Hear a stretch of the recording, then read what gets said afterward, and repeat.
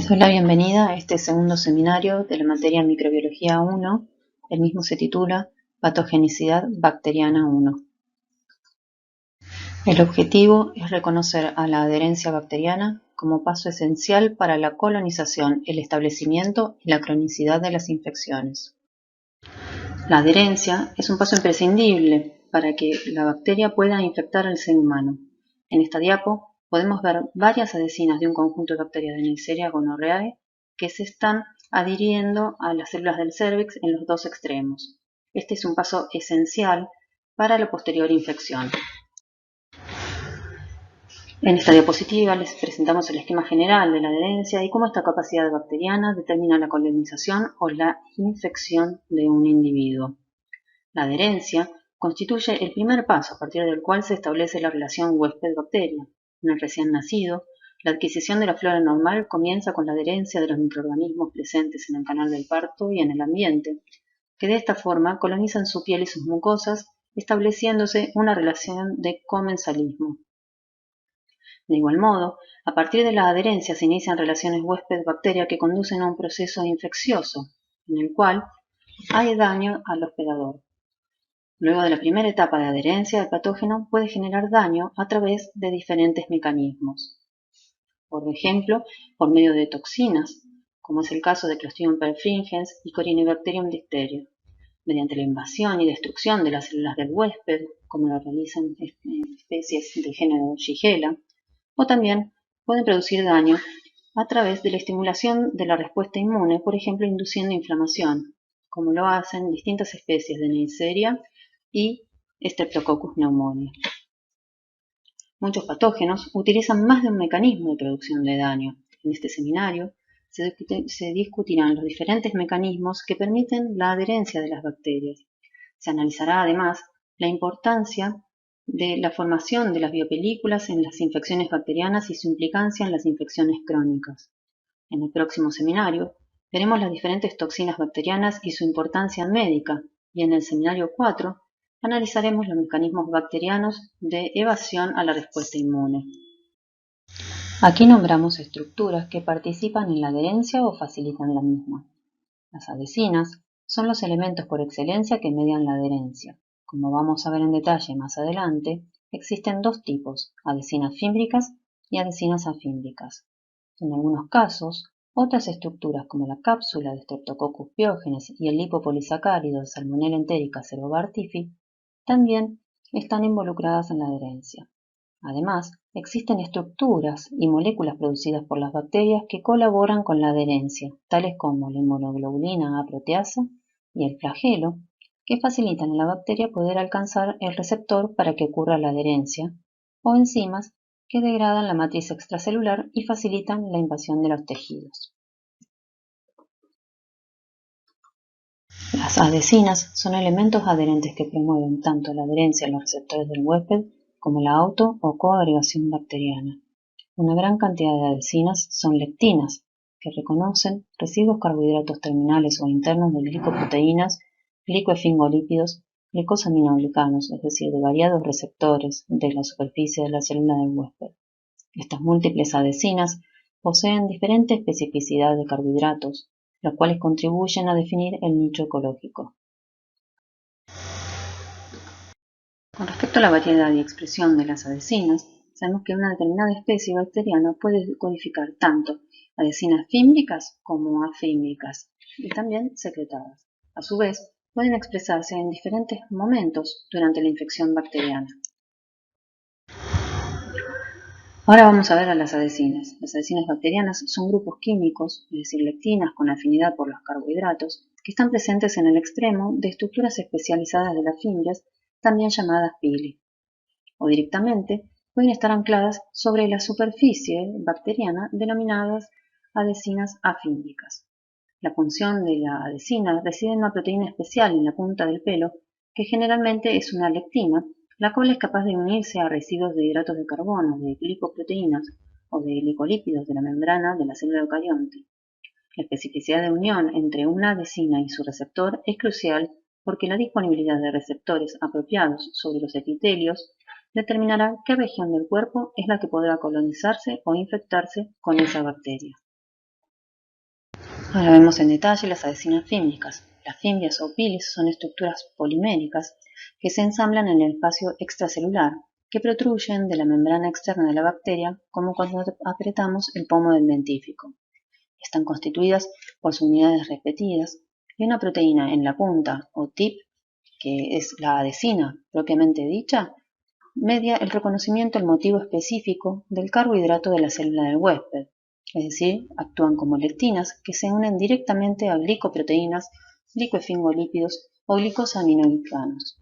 El efecto de la unión a la superficie celular es como el velcro.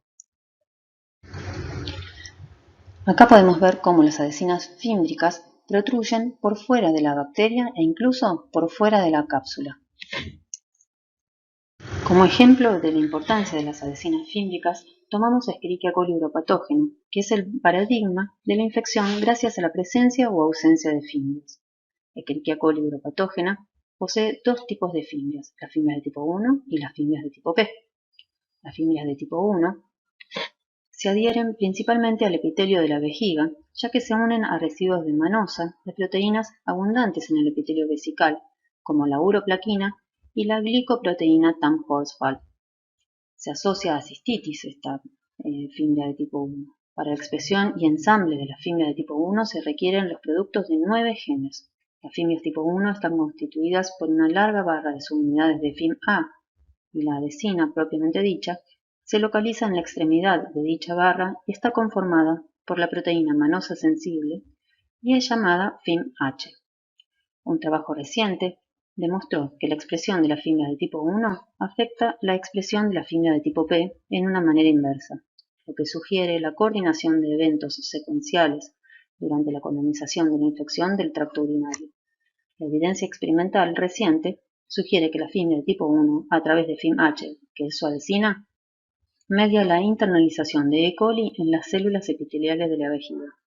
Esto cobra importancia en las infecciones urinarias recurrentes, ya que las bacterias internalizadas constituyen un reservorio para la infección.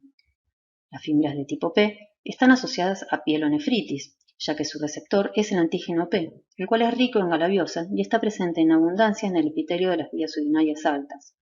Además, aglutina hematíes. Acá vemos a E. coli uropatógena con sus fimbrias y flagelos. Recuerden que las fimbrias son importantes para la adherencia y la patogenicidad mediante por esta. En cambio, los flagelos permiten la movilidad. En el caso de Escherichia coli uropatógena, recuerden que las fimbrias de tipo P, las cuales se encuentran codificadas en la isla de patogenicidad, determinan que esta bacteria pueda llegar a causar una infección en las vías urinarias altas, que es denominada pielonefritis. Si no tiene la capacidad para sintetizar estas fimbrias de tipo P y solamente sintetiza las fimbrias de tipo 1, causará una infección en las vías urinarias bajas denominada cistitis. Otro ejemplo importante de adhesinas fímbricas la constituyen las fimbrias de tipo 4, que le permiten a Neisseria meningitidis adherirse al epitelio nasal, pero además están involucradas en un tipo de movilidad llamado twitching que ocurre en superficies sólidas a través de una rápida y reversible extensión y retracción de la fimbria, dejando la adhesina unida al receptor. Es importante que entiendan que este tipo de movimiento es diferente al de tipo flagelar. Las adhesinas afímbricas o no fímbricas son proteínas o glicoproteínas integradas a la pared celular de las bacterias gram positivas o a la membrana externa de las bacterias gram negativas que se unen a moléculas de la matriz extracelular, como por ejemplo fibronectina, o a un receptor celular determinado. Como ejemplo de las adhesinas afímbricas tomamos a Haemophilus influenzae no capsulados, los cuales presentan dos tipos de fimbrias no poliméricas que tienen distinto tropismo tisular. Mientras que las adhesinas H y A muestran tropismo hacia las conjuntivas y generalmente se expresan en aislamientos de tipo 3 relacionados con conjuntivitis, los aislamientos que expresan HMW causan infecciones en el tracto respiratorio. Estos ejemplos nos llevan a hablar sobre el tropismo tisular bacteriano. Cada adhesina tiene una determinada especificidad de carbohidratos, las cuales contribuyen a definir el nicho ecológico de cada especie, ya que confieren especificidad de especie o también pueden conferir especificidad de tejido. Cuando existe especificidad de especie se unen solo humanos u otra especie animal, es decir, la bacteria se une únicamente a una especie. Ejemplos de estos son Neisseria gonorrhoeae y Bordetella pertussis, que causan infección solamente en humanos. En la especificidad del tejido o tropismo propiamente dicho, la bacteria posee adhesinas que le permiten adherirse a un único tipo de tejido o a una variedad limitada de superficies. El tropismo de las bacterias individuales para un tejido en particular es efectivamente determinado por la disponibilidad del espectro de pares de adhesina-receptor. Ejemplos de esto es Corynebacterium diphtheria, que coloniza exclusivamente garganta. Un punto importante a destacar es el cambio de fase. Las fimbrias, la cápsula y muchos elementos bacterianos no son elementos indispensables ni estructuras permanentes en las bacterias. Una bacteria puede pasar, por ejemplo, de la fase fimbriada a la no fimbriada, de acuerdo a las condiciones físico-químicas del ambiente que la circunda. En el caso de la diapo, volvemos al ejemplo de Escherichia coli uropatógeno, donde las bacterias desarrolladas en la orina en la fase exponencial generalmente carecen de fimbrias, mientras que cuando la orina se satura de bacterias, es decir, que éstas llegan a la fase estacionaria, se activa la expresión de las fimbrias.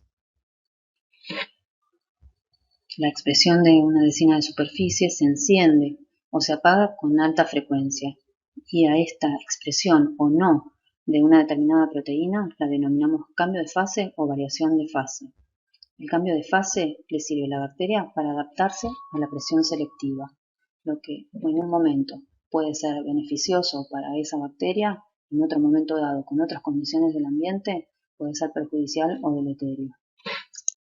Las adhesinas también pueden sufrir variación antigénica, la cual generalmente se da por variaciones en la composición aminoacídica de la adhesina o TIP dadas por procesos de recombinación o de transducción. En este caso, esta adhesina va a poder reconocer a un nuevo receptor o evadir la respuesta inmune. Es importante que tengan en cuenta que este proceso de variación antigénica puede darse también en otras estructuras, además de adhesinas, como en fimbrias, en cápsulas o también en otros factores involucrados con la patogenia bacteriana. Como vimos en una de las primeras diapositivas de esta presentación, otras estructuras intervienen en la adherencia bacteriana, tales como el lipopolisacárido de algunas especies. Las interacciones lectinas-carbohidratos juegan roles pivotes en la adherencia bacteriana. Estas interacciones no son exclusivas de las fimbrias o de las adhesinas no poliméricas. Ejemplo de ello es el lipopolisacárido de Salmonella enterica cerobartifi. El LPS de este patógeno posee un residuo terminal clave en la estructura del core externo del LPS que es requerido para la internalización en las células epiteliales. Tengan en cuenta que no todos los LPS intervienen en la adherencia. Otras estructuras involucradas en la adherencia bacteriana es la cápsula con ácido hialurónico de Streptococcus pyogenes. La adherencia a las células epiteliales de piel y faringe humanas está mediada por el reconocimiento específico del ácido hialurónico de la cápsula a través de una proteína de unión al hialuronano, que es el receptor CD44 de Westphalia. Este proceso de unión induce el rearreglo del citoesqueleto y la apertura de uniones intercelulares que permiten el ingreso de Streptococcus pyogenes a los tejidos. Tengan en cuenta que no todas las cápsulas intervienen en la adherencia. La IgA proteasa es otro ejemplo de una estructura que interviene en la adherencia bacteriana. Esta IgA proteasa es liberada por la bacteria.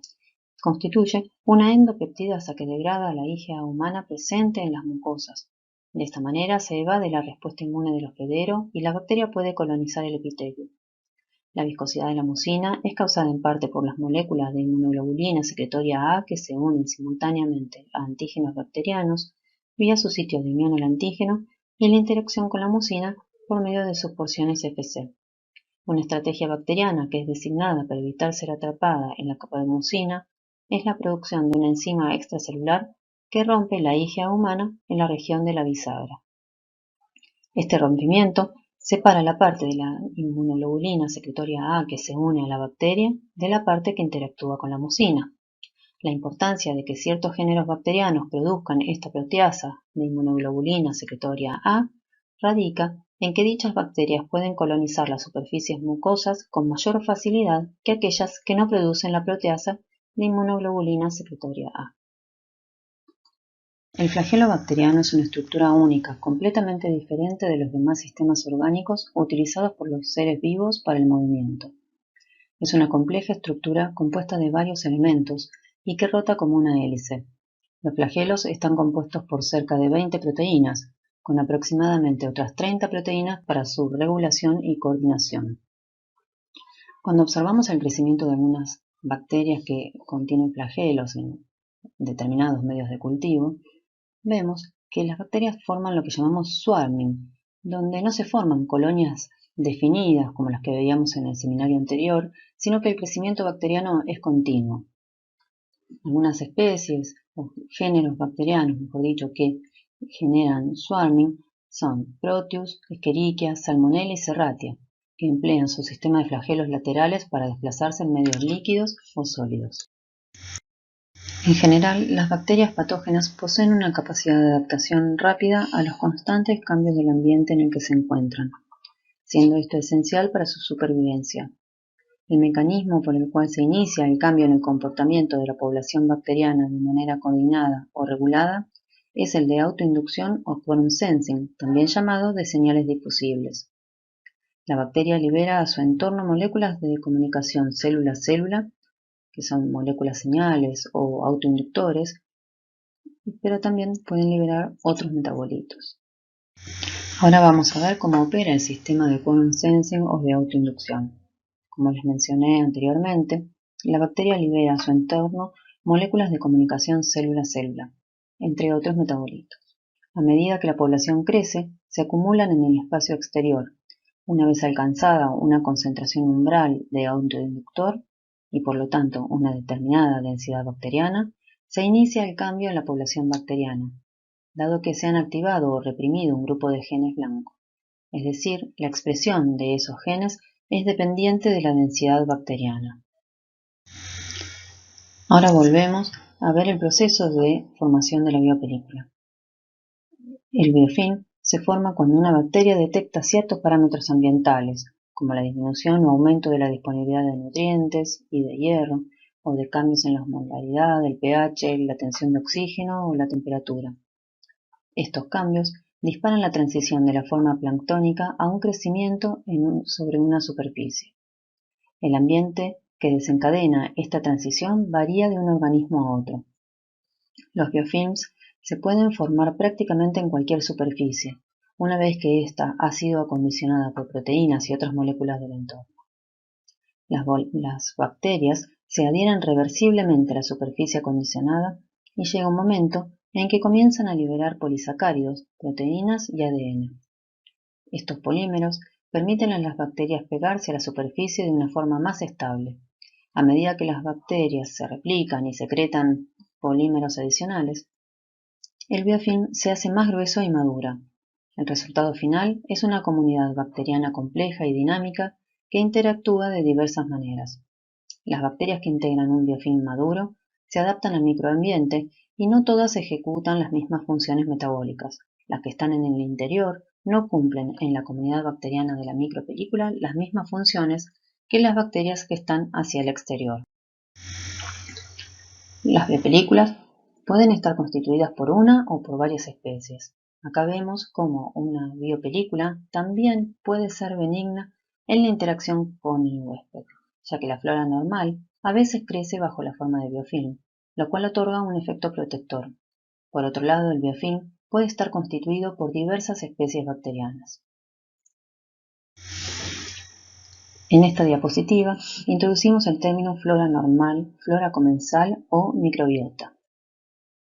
Este término se utiliza para describir aquellos microorganismos que se encuentran frecuentemente sobre la superficie o en cavidades abiertas de individuos sanos.